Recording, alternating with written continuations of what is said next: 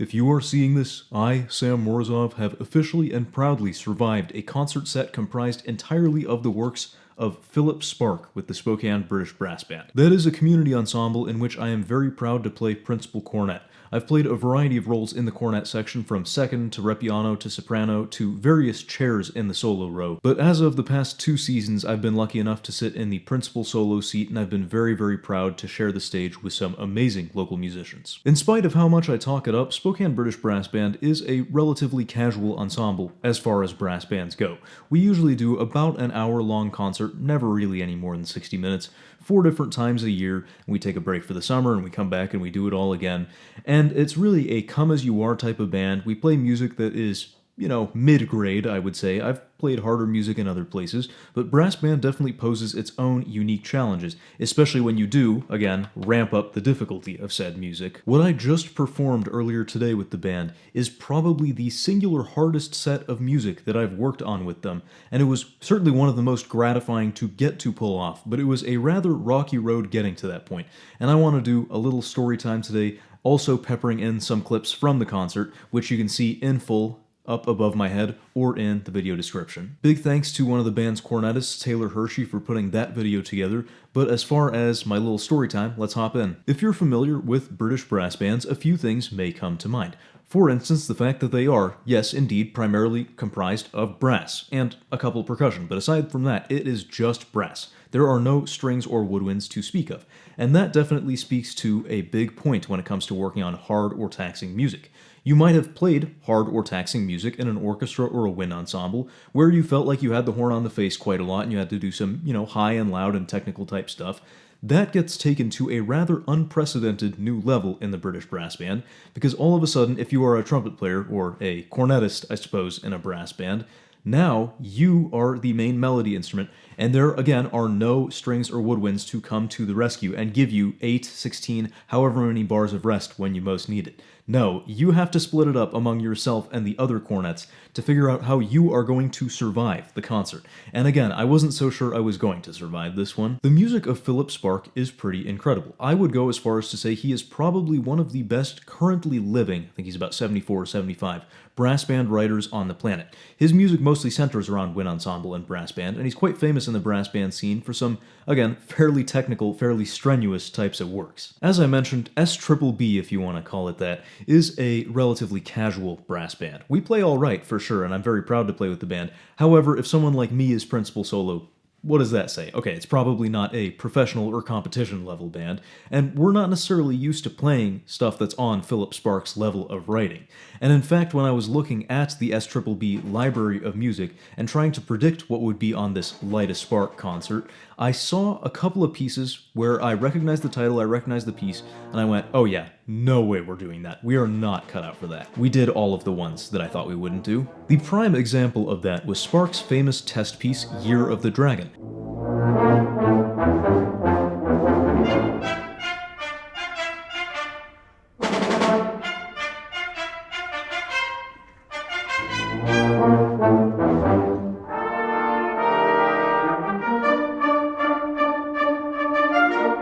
It is a test piece in the sense that it tests every member of the band on their technical and musical abilities, and that it certainly did for us. We spent a lot of time working out some of the kinks in that piece, and it definitely didn't come together perfectly, but hey, I can definitely say we got through it one way or another.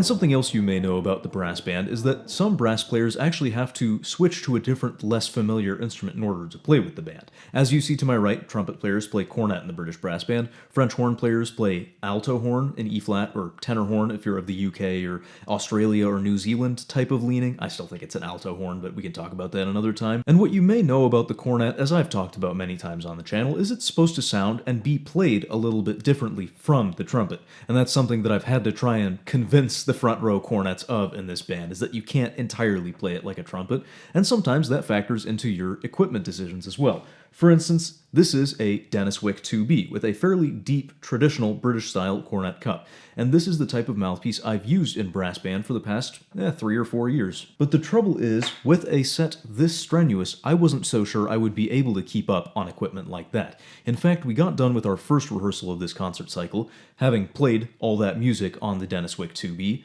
and I went, something's got to give.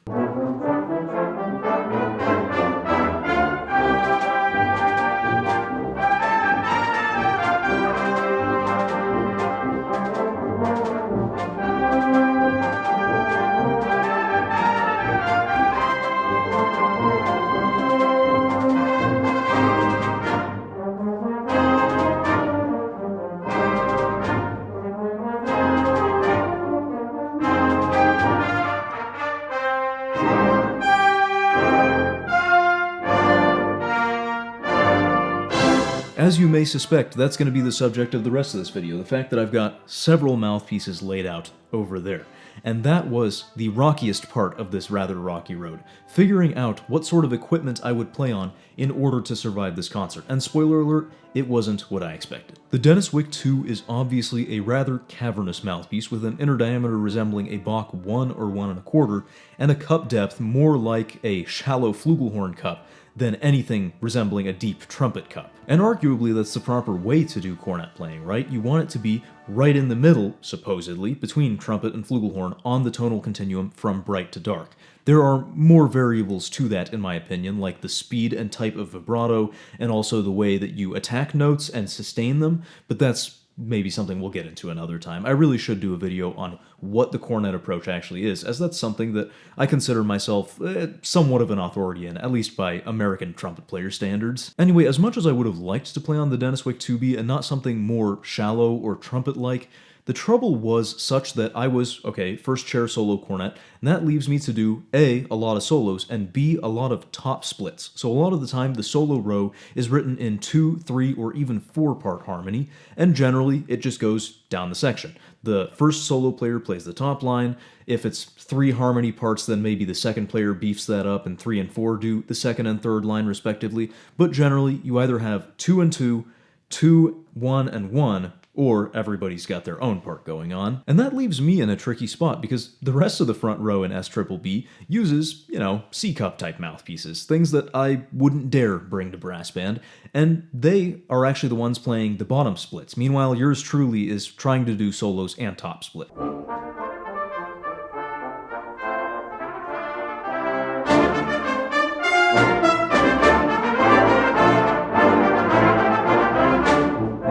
I don't take all the solos, and I do that very purposely. I try and throw everybody in the front row a bone as far as getting to play an occasional solo, and then I just take what I personally like best since I get the first say in the matter. But again, as I mentioned, as the principal cornet player, it's up to you and the rest of the front row to kind of apportion the work appropriately such that you all are able to survive the concert. And we had to resort to some pretty extreme measures to do that. For one thing, we actually had a buffer player in the front row. We had a really good local cat show up and want to play in the band, and so we stuck him with a few weeks left before the concert in the front row to learn all the music at the last minute and relieve us of some of the harder parts. And having 5 players there, actually, much like a French horn section in an orchestra, gives you the opportunity to have an assistant player and to not all 5 of you, or even any 4 of you, be playing all at once. That was certainly one of the techniques I used. In fact, a few weeks before the concert, I went through and looked at all the music and basically mapped out a bunch of notes for, hey, you play in this part, then you cover for him there, and you cover for him there so that he can get a rest and this person can play the other, So it goes. And I actually took a decent bit of stuff out of my own part to give myself the rests I needed. But anyway, as I mentioned, there was an equipment component to all of this, right? I got very distracted on that sidebar, but the point is, I am used to playing on relatively deep stuff, both by trumpet and cornet standards, even by flugelhorn standards, actually. On trumpet, I obviously use my Bach Megatone 1.5A. On cornet, I've spent a long time using that Denis Wick 2B, and I wondered whether there was a way to kind of bridge the gap between the two. My answer to this was to take the rim from my 1.5A, which is familiar, feels great on my face, it's very rounded and soft in contour, so I'm able to play on it for long stretches of time, and I wanted to make that rim up to a cup that was, again, somewhere in between my 1.5A and the Denis Wick 2B. The first compromise I could come up with was the Bach 7A cup. For the record, my 1.5A is not as deep as any of the stock A's, the 5A, 7A, 8.5A, 9A, any of those. However, the 7A is actually deeper than all the rest by a slight margin. And so I wondered what would happen if we paired my favorite A1.5 rim to the 7A cup. And I actually ended up doing that kind of on two slightly different counts. I had this 7A cornet mouthpiece with a custom Mount Vernon 1.25 screw rim. I bought this secondhand hoping it would work for me, and I found it to be a little lacking, unfortunately, because Mount Vernon rims tend much flatter than modern Bach rims, and this was actually feeling a little bit constrictive to me, both in terms of how flat the rim was on my face, and also the fact that the inner edge of the mouthpiece meant that the inner diameter, despite the saying 1.25 on it, felt a little bit small for me. The next iteration was this 3D print here by venture mouthpiece specialist and Bach music owner Jake Hoskins. He, again, copied my 1.5A rim and put it onto a 7A cup, and then I just told him to do a 24 throat and a Bach 117 backbore, which is a pretty open taper. And this actually, I thought, worked quite well. It wasn't exactly what I was looking for in terms of the brass band sound, and I kind of knew that. This is more of an orchestral or wind ensemble cornet sound, which is unfortunately a rarity because most of the time you just use trumpet in those groups. But there are composers like Berlioz or Tchaikovsky who desire cornet in their works, and so that's kind of what this is good for. I actually did kind of another iteration of this by having Kyle Mortensen of Reaper Mouthpieces, and you can see more about Reaper Mouthpieces in the card, make me a resin screw rim copy of my 1.5A rim. And I actually did this in order to use my 1.5A rim on, again, this 7A underpart that had the Mount Vernon rim mounted to it. Although the occupational hazard here was that the throat was quite tight, I think it's a 26 or a 27, and the backbore is the stock 24, which is usually a good backbore in my opinion, but more so on trumpet than on cornet. On cornet, I actually do like something considerably wider in taper, even than the symphonic number 24. And in this time, I even tried a couple of different cornets. Since I was moving to a substantially tighter and brighter mouthpiece in cup and throat and backbore measurements, I decided to go to what was a little bit darker of a cornet. The trouble being, it had its own, shall we say, unique intonation tendencies and its own unique blow, and I ultimately could not get used to it. For a couple of weeks, I was feeling pretty decent. My endurance was seeming to be a little bit better. I was surviving rehearsals a little bit better. And then I just started having all sorts of issues. I was having tension in my playing, I was playing out of tune with the rest of the section, and worst of all, I lost my sense of security in the cornet. When I play on something like a Denis Wick 2B on a nice cornet, I feel so at home. I can play at pianissimo with good tone, I can play with great vibrato. I'm pretty proud of my cornet playing. That's one of the few things I'll brag about in life. However, I felt like I had all but lost that. If I was playing just section type stuff, I would have felt perfectly fine, not sounding like a soloist at all times. But again, my cornet solo sound is something I take very seriously, and I felt as though I had lost it. I wasn't getting the responsiveness I wanted. I was having to put more energy into the instrument to get the tone to blossom and stay sustained without dipping off, and I was just getting really frustrated by that. It was making me tense, it was making me frustrated, and so I wondered what the next step would be. Now, this concert set marked the first time in a good while that I've actually really concertedly practiced S-B music. I was doing pretty well at not having to do a ton of woodshedding on it in concerts past. However, this one was obviously a very different story due to the endurance factor and things like Year of the Dragon. And I was getting really frustrated even at home. Usually at home, I feel pretty good about my playing, and then I proceed to go to rehearsal and botch it by comparison and wonder why it is that I can only play at home. However, even at home, I was getting pretty frustrated. My chops were overworked. Again, I was tense and frustrated and angry. And one day I got frustrated enough to plug a Denis Wick 2B back into my cornet and play through some of Year of the Dragon. And shocker, even though my chops were overworked and my face was tired and everything just hurt and felt wrong, things sounded better and loosened up substantially. It was really frustrating to have that reckoning because I had just had what I thought was the reckoning that I needed to set my ego aside and not play on such deep traditional British equipment. And obviously I pride myself on my cornet mentality and approach, so I found that I was still getting cornet tone with a slightly shallower setup, and I figured that, again, that was my mental reckoning to get away from this stupid traditional big fat open gear and learn to just produce a cornet tone on something a little bit shallower, even that doesn't naturally lend itself quite so much to the cornet tone. So again, having just had this reckoning, here I was now having the realization that yes, I just genuinely play and feel better on the 2B. And that was just a nice little layer of frustration on the top of the cake, but it gave me a different idea. I actually own 3 different Denis Wick 2Bs, and they all play a little bit differently, unfortunately, because Denis Wick mouthpieces aren't super consistent over the years, and I have this one that is a Denis Wick heavy top 2B, and of the 3 of them, this one was unfortunately my least favorite when I had quite high hopes for it, because usually I like to play on heavyweight mouthpieces.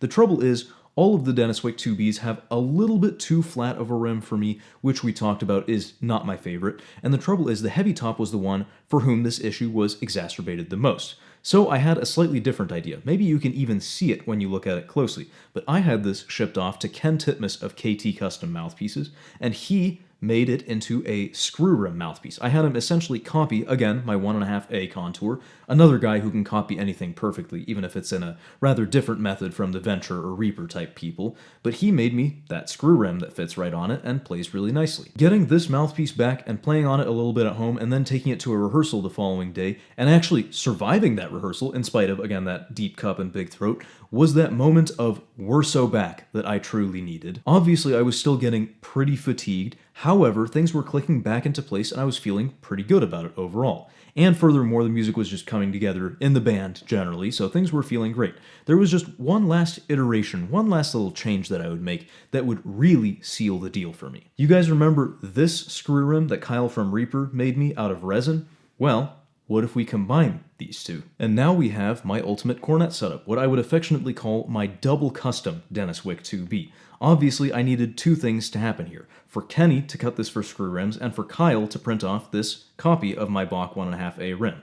Obviously, this metal one is a copy of the same rim contour, but with a couple tweaks made to fit the mouthpiece, and the fact that this one is resin, it's so soft on the chops, it feels so good. I really am starting to buy into the resin and acrylic type mouthpieces because they really do appreciably feel better on the face. You feel a little bit less of the rim edge when you play on a rim made out of these softer materials, and you get, in my opinion, a little bit less fatigued when you play for longer periods of time. And so when I had this little brainwave, I knew I had to give it a go. I used it only for the last rehearsal and the concert, and I have absolutely no regrets at all. Now, this isn't a perfect match. Actually, what Kenny had to do to this custom rim to get it to fit properly on this 2B underpart was to actually widen the inner diameter and have the rim slope off a little quicker than my 1.5A trumpet mouthpiece. And that, of course, means that this perfect 1.5A copy actually has just an ever so slightly smaller inner diameter than the 2B underpart. It is just a couple thousandths of an inch, but when I run my finger along the cup up to the rim, I feel just a little bit of a bump. To be honest, I don't care. It still works amazingly. Now, Kenny did the right thing by altering my custom rim to fit it just ever so slightly better, but when I get to use this Reaper rim, I really don't mind that ledge. I don't notice it, obviously, since it's a kind of a negative ledge from rim into cup. If it was the other way around, it was a positive ledge, and the rim was an actually wider inner diameter than the cup it was meeting, that would be an issue. Anyway, I do have to attribute at least part of my success today to this mouthpiece here. Again, it was a rocky road. I still had plenty of clams and fracks and not so great moments. I'm not the most consistent player, unfortunately, from moment to moment, and I have a liability to tense up even when I'm playing on my ultimate setup. So it wasn't perfect by any means, but I'm really glad to have survived the day, and I really owe it to, again, Kyle and Kenny for making this setup possible. It feels good to finally have a setup where I feel like all of the pieces are dialed in correctly. The rim, the cup, etc. It really feels good not to worry about that quite so much. And I had an amazing time on this concert. There were a few fun things about it. For one thing, I had to start bringing my Harmon mute to rehearsals again. That was something I don't usually have to do for brass band. Usually straight and cup covers it, but yeah, Sparke writes for Harmon. And while, again, I did hand off a good number of solos to other people in the front row, and I tried to give everybody a little something to be appreciated by the audience, I did keep for myself a few solos, including this one that I absolutely love from a piece entitled Procession of the Sirdar.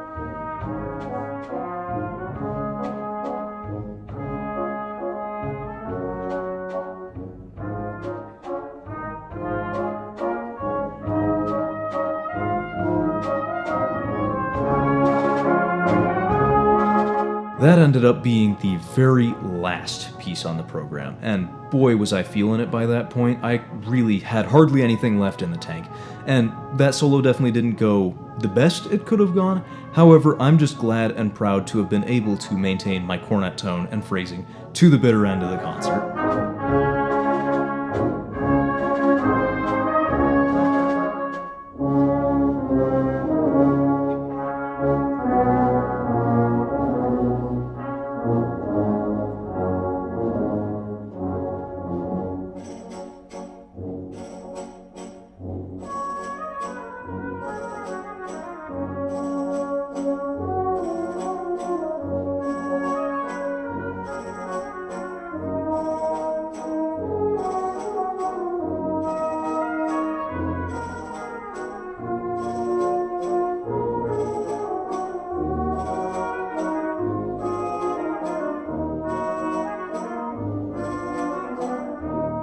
There were a lot of other great moments along the way. We had a fun little jazz-adjacent number that was an E-flat tuba solo, which was really fun. We played a number of pieces that I had played before in the band. It was maybe a little bit too soon for a repeat on the program, but obviously with this being a Sparke program, we had to dip deep into our library and take most everything that we had by Sparke.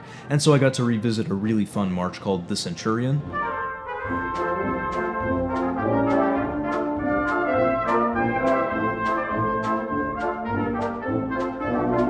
I really love doing that little duet with the Repiano cornet, although that happens 4 different times in the piece, and by the time that you're on your 4th repeat of the march, it's become a little much.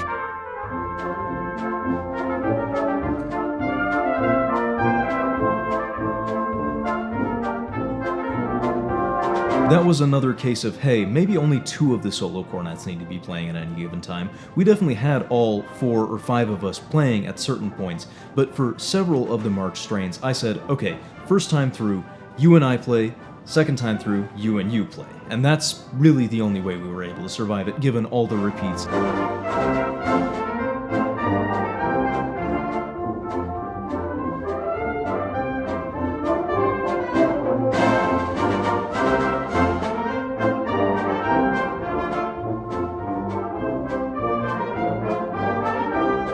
There were definitely a couple of long blows on that concert, but actually speaking of Year of the Dragon, one of the most amazing things on the concert is the second movement to that, and the way it just blossoms into this big, amazing sort of sound. We played our hearts out on that. That was the last piece of the first half of the concert.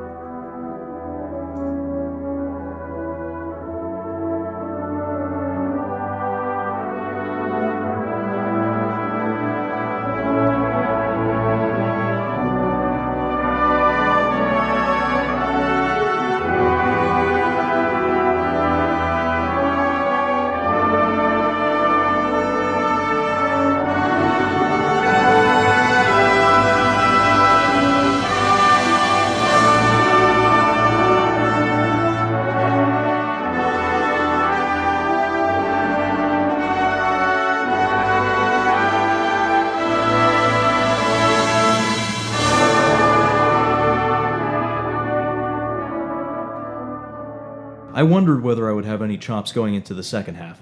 Thankfully I did, but it was a little sketchy after that point.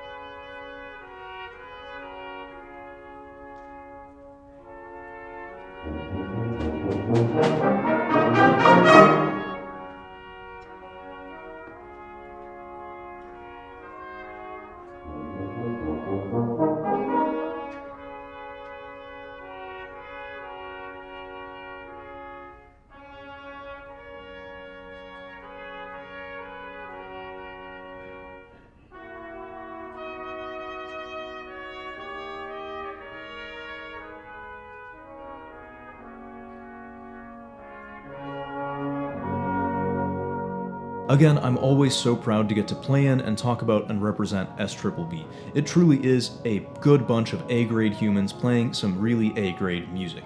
Even though there is much harder music and there are much better brass bands out there, I wouldn't have it any other way than SBBB, because this is the type of band where I get to just have fun with a bunch of really cool people, all of whom play quite well, honestly, even though none of us are really professional musicians. Okay, there are a couple of professional musicians, or people who work in the field of music in the band. However, none of us are really professional brass banders, were that to even be a thing, which I don't really think it is. But point being, I love getting to play in this band, getting to challenge myself a little bit in principal chair, as opposed to playing in a really super duper uber serious band and play like back row, second or third cornet. And us not being a top of the line brass band, we usually get to play some nice mellow stuff that I really enjoy.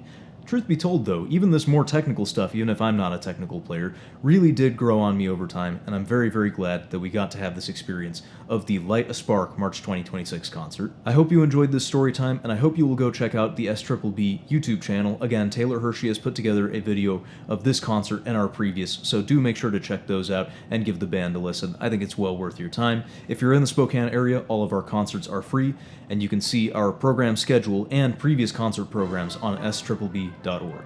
Until next time, thank you so much for sticking around, and I'll see you on the flip side.